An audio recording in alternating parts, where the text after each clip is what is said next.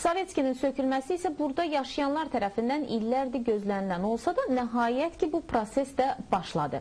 Və bu başlanğıc da narazılıqlarla müşayiət olunsa belə.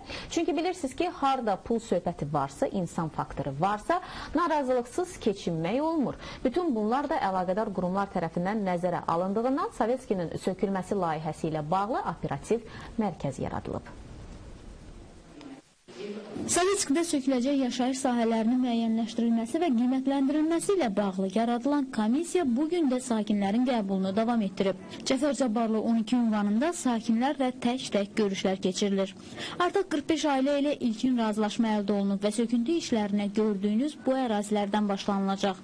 Sovetskdə evlərin tamamilə sökülməsi isə 2 ilə başa çatdırılacaq. Layihə çərçivəsində evlərini sənədləşdirməmiş sakinlərə də pul ödəniləcək. Belə bir göstəriş verilib ki, vətəndaşın faktiki yaşadığı sahə uzun illər onun istifadəsində olduğuna görə, onun kommunal xərclərini ödədiyinə görə və bu eyni zamanda Yasama və İcra Hakimiyyəti başçısının müvafiq sərəncamı ilə tənzimlənir ki, onların o sahələrə hüquqları tanınsın və bu ödənişə cəlb edilsin. Yəni həmin sahələr daxil olmaqla vətəndaşlara 1500 manatdan hər kvadratına pul ödənir və s.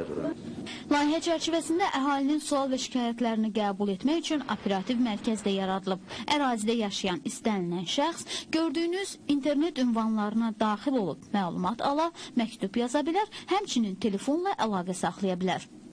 Onu da deyək ki, Sovetskdə sökülən evlərin hər kvadrat metrinə qiymətləndirmə yaşayış sahələrində 1500 manat, həyətdə olan xidməti ərazilər üçün 400-450 manat, qaraj, talvar, zirzəmilər üçün isə 150-800 manat arasında müəyyən edilib.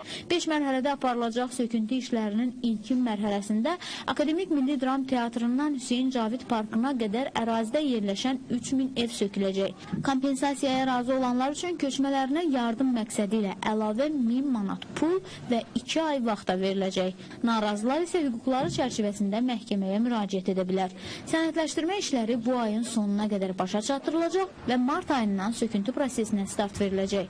Bakının baş planına uyğun olaraq Sovetskdən sonra Papanin, Xutor və Kubinka kimi tanınan ərazilərin də sökülməsi planlaşdırılır. Bir sözlə ardı var.